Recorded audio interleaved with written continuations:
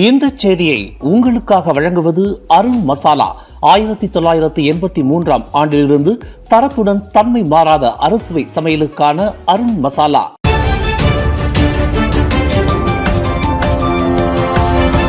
வணக்கம். திசைகளின் ஒரு மணி செய்திகள். நெகிரி செம்பிலான் தேர்தல் களை கட்டியது. காலை 10 மணி நிலவரப்படி 34.26% மேற்பட்டோர் முன்கூட்டியே வாக்களிப்பு. நெகிரி செம்பிலான் மாநில தேர்தலுக்கான முன்கூட்டிய வாக்களிப்பு இன்று காலை 8 மணி முதல் மாநிலம் முழுவதும் உள்ள 38 வாக்குச்சாவடிகளில் தொடங்கியது. மொத்தம் 22,389 ராணுவத்தினர், போலீஸ் அதிகாரிகள் மற்றும் அவர்களது துணைகள் முன்கூட்டியே வாக்களிப்பில் பங்கேற்க தகுதி பெற்றுள்ளனர். இந்நிலையில் இன்று காலை 10 மணி நிலவரப்படி 34.26% வாக்குகள் பதிவாகியுள்ளதாக தேர்தல் ஆணையம் அறிவித்துள்ளது. இதுகுறித்து தேர்தல் ஆணைய தலைவர் டத்தோஸ்ரீ ரம்லான் ஹருன் கூறுகையில், இன்றைய முன்கூட்டியே வாக்குப்பதிவு 90% எட்டும் என எதிர்பார்க்கப்படுவதாக தெரிவித்துள்ளார். மேலும் அண்மையில் நடைபெற்ற ஜொஹோர் மாநில தேர்தலில் முன்கூட்டியே வாக்குப்பதிவு 94% பதிவானதை சுட்டிக்காட்டிய அவர், இந்த முறை அதை காட்டிலும் அதிகளவில் வாக்காளர்கள் வாக்களிப்பார்கள் என நம்பிக்கையையும் தெரிவித்துள்ளார். அதேவேளையில் போலீசார் மற்றும் ராணுவத்தினருக்கான முன்கூட்டியே வாக்குப்பதிவு 100% இருக்கும் என்று பலர் கருதினாலும் அதனை பாதிக்கும் பல்வேறு காரணிகள் உள்ளதாகவும் அவர் குறிப்பிட்டுள்ளார். இதனிடையே வாக்குச்சாவடிகள் அமைந்துள்ள இடம் மற்றும் வாக்காளர்கள் எண்ணிக்கைக்கு ஏற்ப நண்பகல் 12 மணி முதல் மாலை 5 மணி வரை கட்டம் கட்டமாக மூடப்படும் என்றும் தேர்தல் அதிகாரிகள் தெரிவித்துள்ளனர். மேலும் மாவட்ட வாரியாக பார்க்கையில் 9,706 முன்கூட்டிய வாக்காளர்களுடன் போர்டிக்சன் முதலிடத்தில் உள்ளது. அதனைத் தொடர்ந்து தம்பினில் 4,701 வாக்காளர்களும், ரம்பாவில் 2,355 வாக்காளர்களும், ராசாவில் 2,145 வாக்காளர்களும், சிரம்பானில் 1,635 வாக்காளர்களும், ஜெலுபுவில் 1,175 வாக்காளர்களும், ஜம்போல் மற்றும் கொலப்பிலாவில் முறையே 333 மற்றும் 289 முன்கூட்டியே வாக்காளர்களும் உள்ளனர். மேலும் போர்டிக்சனில் உள்ள ராணுவ பயிற்சி மையத்தில் இடியுடன் கூடிய மழை பெய்த போதிலும் ராணுவத்தினரும் அவர்களது துணைகளும் தொடர்ந்து ஆர்வத்துடன் வந்து வாக்களித்தனர். நெகிரி செம்பிலான் மாநில தேர்தலில் 36 சட்டமன்ற தொகுதிகளுக்கு 103 வேட்பாளர்கள் களம் இறங்கியுள்ளனர். இந்நிலையில் பொதுமக்களுக்கான வாக்குப்பதிவு வரும் ஆகஸ்ட் 1ஆம் தேதி நடைபெறவுள்ளது குறிப்பிடத்தக்கது.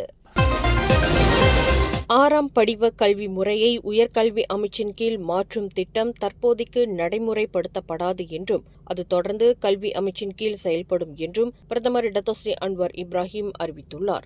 இன்று செவ்வாய்க்கிழமை புத்ராஜயாவில் உள்ள கல்வி அமைச்சின் மாதாந்திர கூட்டத்தில் உரையாற்றிய அவர், 6ஆம் படிவமானது பள்ளி கல்விக்கு பிந்தையதும் பல்கலைக்கழகத்திற்கு முந்தையதுமான கல்வி நிலையாக இருந்தாலும் ஆசிரியர்கள், கல்வி முறை மற்றும் நிர்வாகம் உள்ளிட்ட பல அம்சங்களை கருத்தில் கொண்டு தற்போது கல்வி அமைச்சே அதை நிர்வகிக்கும் என்று குறிப்பிட்டுள்ளார். மேலும் இந்த ஏற்பாடை சில ஆண்டுகள் செயல்படுத்திய பின்னர் தேவையெனில் மீண்டும் ஆய்வு செய்து உயர்கல்வி அமைச்சின் கீழ் மாற்றுவது குறித்து பரிசீலிக்கலாம் என்றும் பிரதமர் தெரிவித்துள்ளார்.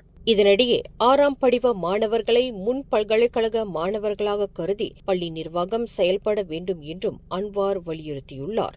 6ஆம் படிவ மாணவர்கள் பள்ளி பொதுக்கூட்டத்தில் பங்கேற்க வேண்டிய அவசியம் இல்லை என்றும், அதே பள்ளி வளாகத்தில் இருந்தாலும் அவர்களுக்கு இனி தனி கட்டிடமோ தனி பகுதிகளோ ஒதுக்கப்பட வேண்டும் என்றும் அவர் தெரிவித்துள்ளார். இதன் மூலம் அவர்கள் பள்ளி கல்வியை முடித்து முன் பல்கலைக்கழக நிலையில் உள்ளவர்கள் என்ற உணர்வை அம்மாணவர்கள் பெறுவார்கள் என்றும் அன்வார் குறிப்பிட்டுள்ளார். அதேவேளையில் அரசாங்கத்தின் நிதியுதவி திட்டங்களில் புறக்கணிக்கப்பட்டதாக 6ஆம் படிவ மாணவர்கள் எழுப்பிய கவலைகளை தொடர்ந்து இனி அவர்களுக்கும் மற்ற மாணவர்களைப் போலவே நிதியுதவிகளும் ஊக்கத்தொகைகளும் வழங்கப்படும் என்றும் அன்வார் அறிவித்துள்ளார்.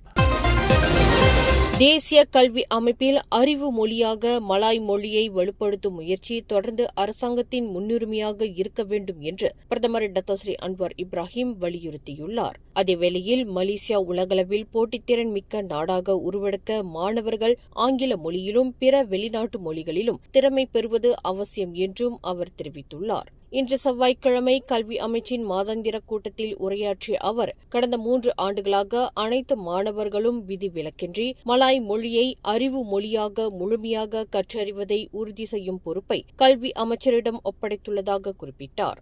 இந்த நிகழ்வில் கல்வி அமைச்சர் ஃபர்லீனா சிடேக், துணை கல்வி அமைச்சர் வாங்காவோ, அரசாங்க தலைமை செயலாளர் தன்ஸ்ரீ ஷம்சுல் அப்சரி அபுபாக்கர் மற்றும் பொது சேவைத்துறை தலைமை இயக்குநர் தன்ஸ்ரீ ஒன் அஹமத் டாலான் அப்துல் அசீஸ் ஆகியோர் கலந்து கொண்டனர். மேலும் பிற மொழிகளை கற்பிக்கும் முயற்சி மலாய் மொழியின் முக்கியத்துவத்தை குறைக்கும் நடவடிக்கையாக அரசாங்கம் கருதவில்லை என்றும் அன்வார் விளக்கமளித்துள்ளார். தற்போதைய தேவைகள் மற்றும் உலக பொருளாதார முன்னேற்றங்களை கருத்தில் கொண்டு மாணவர்கள் மேண்ட்ரின், தமிழ், அரபு, பிரெஞ்சு உள்ளிட்ட பல்வேறு மொழிகளில் தேர்ச்சி பெறுவதற்கான வாய்ப்புகள் வழங்கப்பட வேண்டும் என்றும் அன்வார் வலியுறுத்தியுள்ளார்.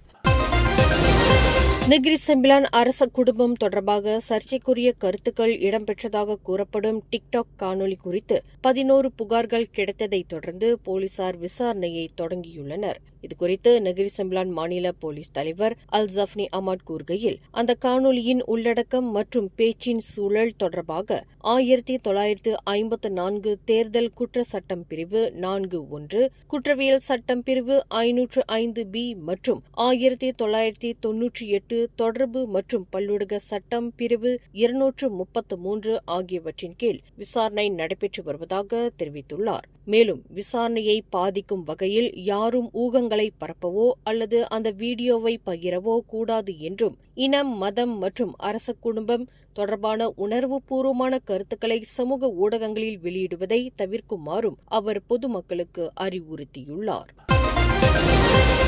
ஜோஹர் மாநிலம் இஸ்கண்டார் புத்ரி அருகே உள்ள ஃபாரஸ்ட் சிட்டி மற்றும் அதன் சுற்று வட்டாரங்களில் போலீசார் நடத்திய மிகப்பெரிய அளவிலான சோதனையில் சட்டவிரோத கால் சென்டர்களுடன் தொடர்புடையதாக சந்தேகிக்கப்படும் 330க்கும் மேற்பட்டோர் கைது செய்யப்பட்டுள்ளனர். அவர்களில் பெரும்பாலானோர் வெளிநாட்டவர்கள் என்றும் போலீசார் தெரிவித்துள்ளனர். சீனா, இந்தோனேசியா, ஜப்பான், அமெரிக்கா மற்றும் ஐரோப்பிய நாடுகளைச் சேர்ந்தவர்களை காதல், நாணய முதலீடு மற்றும் கிரிப்டோ கரன்சி மோசடிகள் மூலம் அக்கும்பல் ஏமாற்றியதாக விசாரணையில் தெரியவந்துள்ளது.